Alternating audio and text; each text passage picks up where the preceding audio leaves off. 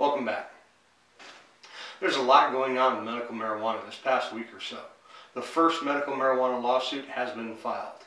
St. Louis Post-Dispatch has filed lawsuit against the Department of Health and Senior Services and the director in his official capacity.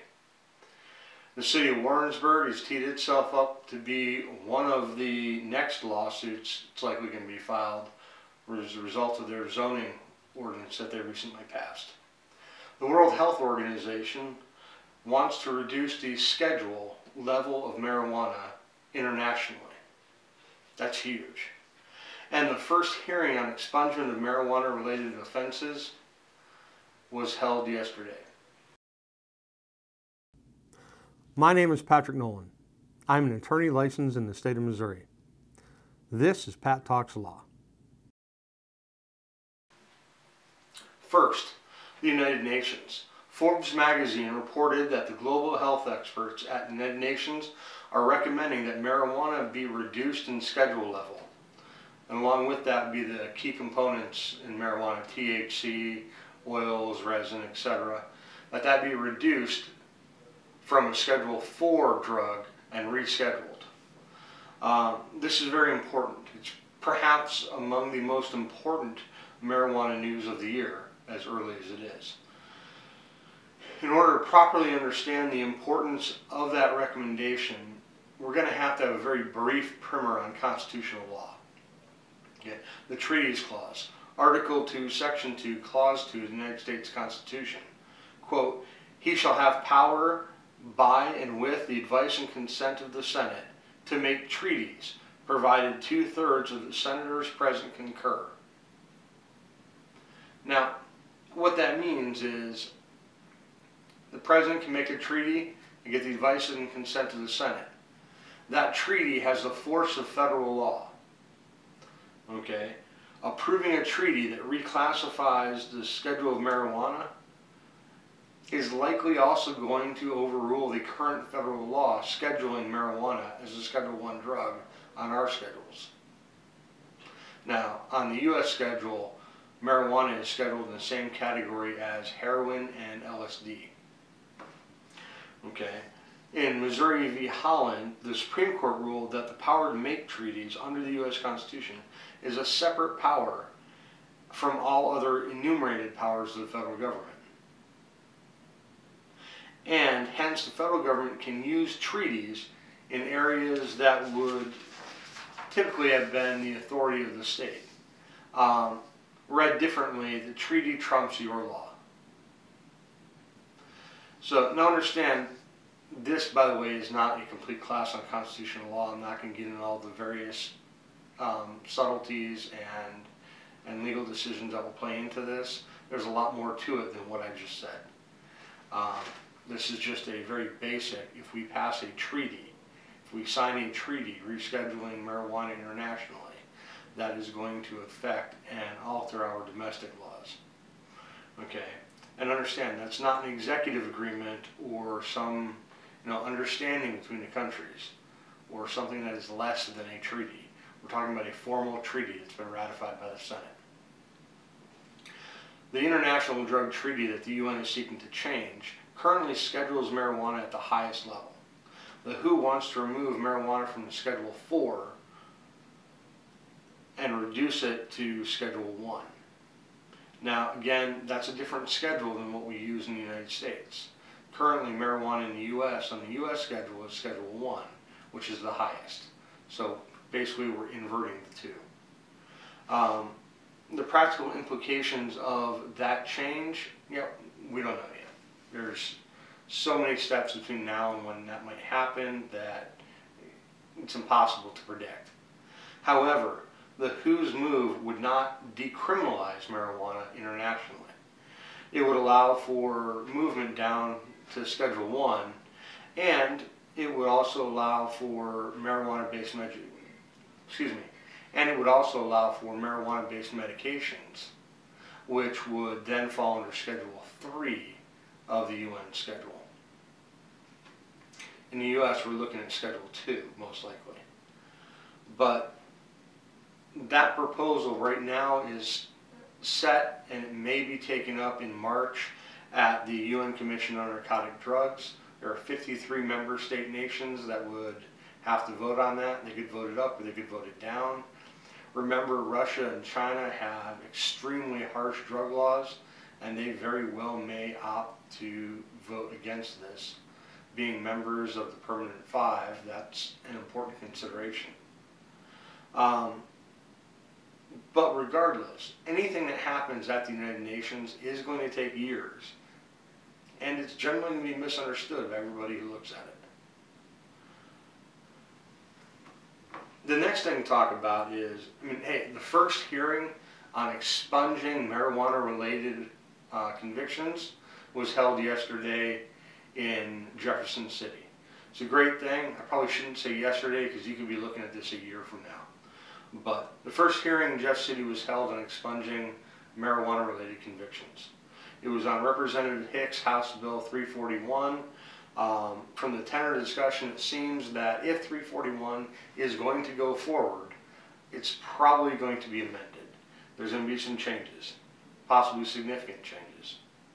My hope would be that there's a combination of 341 with the language from House Bill 292, which was Barbara Washington's expungement bill, which I think is more comprehensive and, quite frankly, I like better. So we're seeing some traction there, and there doesn't seem to be a lot of opposition to expunging marijuana-related convictions.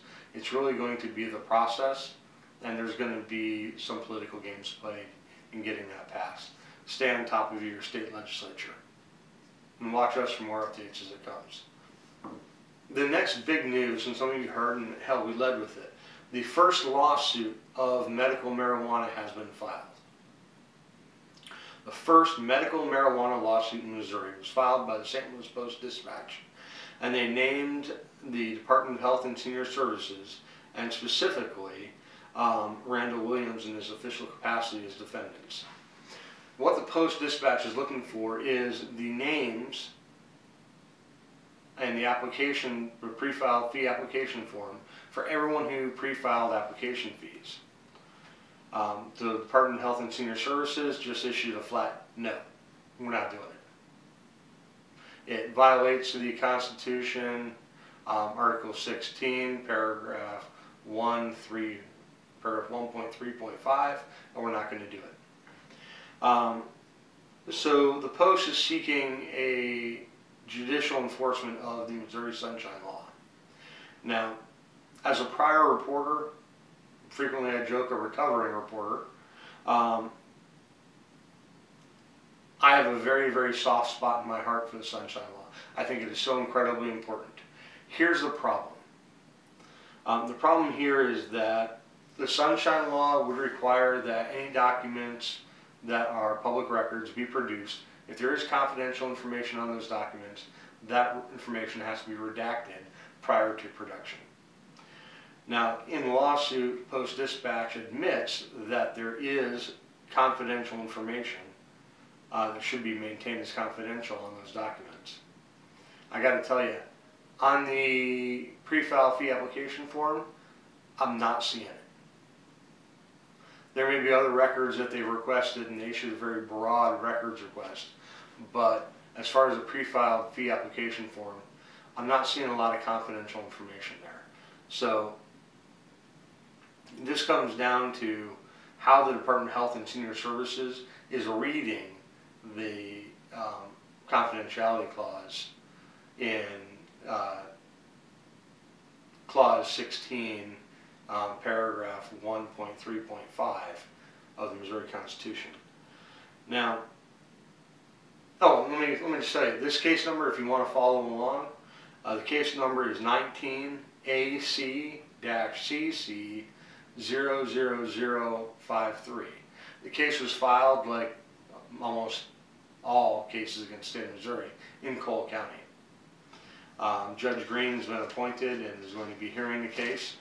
So from here, what happens? Well, the Department of Health and Senior Services has to be served. They get a copy of the lawsuit. They're going to have their time to file an answer. They have 30 days, they'll file an answer, or they may file an extension requesting additional time to file an answer. But the essence of it is they're going to file an answer most likely within 30 days. this isn't something that they didn't see coming.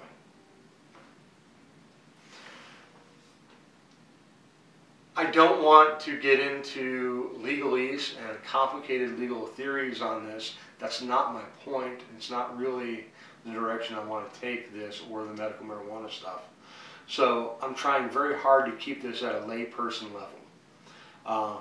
This is a fun kind of law that we have. Constitutional interpretation is the very core of what lawyers learn in law school and some of the best things that we'd like to do. You know, tear apart, what does that comma mean? So rather than getting into the minor details of the filing and the Sunshine Law, which are both quite fascinating, let's talk about the potential results of the court's actions in response to this lawsuit. Okay, either keeping the information closed or opening it up. You know, if the court chooses to keep this information closed, if they act and they take the approach that the constitutional amendment, now the Missouri Constitution, requires that all of this information be kept private, which I think is a broad reading, and definitely a broad interpretation of the language.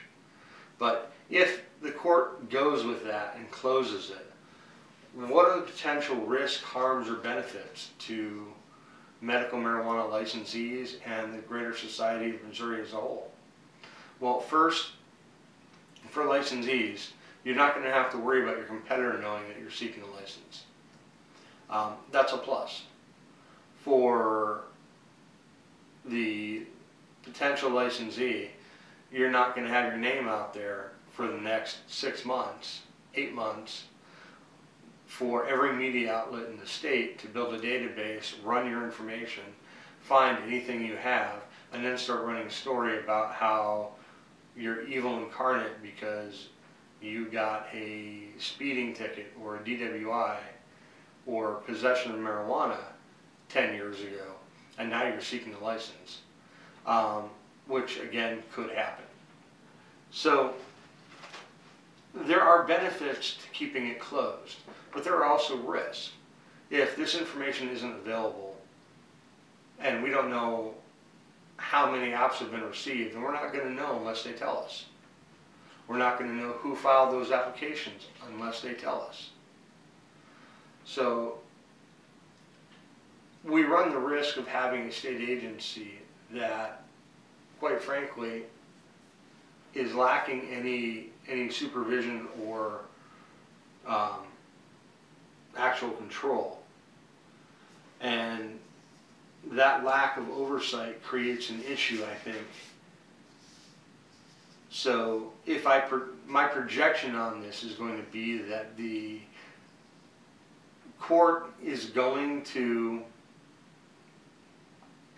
rule against the Department of Health and Senior Services, and they're going to release the names. They're going to redact probably some of the personal information, but the names and possibly the addresses are likely going to be released. Most of the information that's on the pre-file fee application form is stuff that I see them releasing eventually. If that information is made available, then we run into the other concern.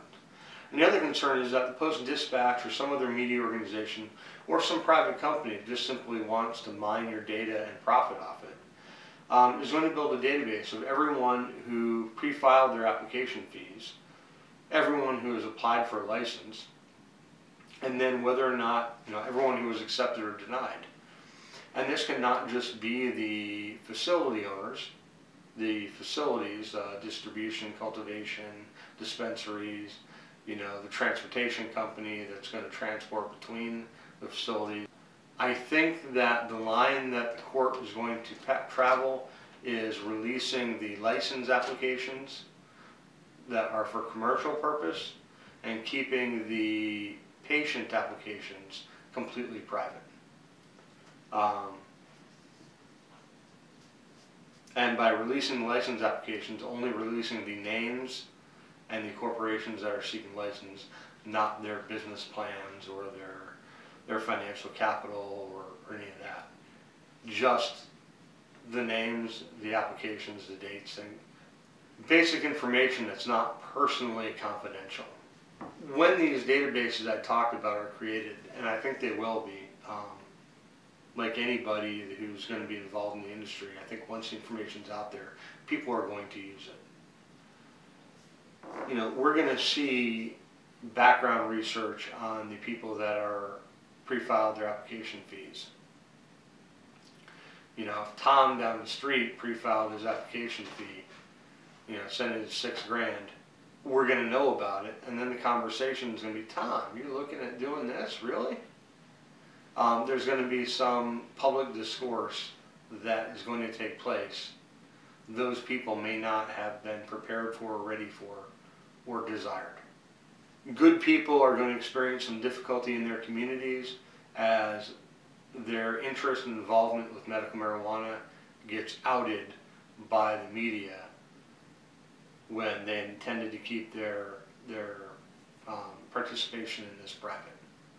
So those are the risks of this, and I think the court's going to release the information ultimately. I think that Post-Dispatch is probably correct in their reading. The Department of Health and Senior Services is less correct. My concern here is that the Department of Health and Senior Services took such a militant view, took such a broad reading of that for the purpose of prompting a lawsuit.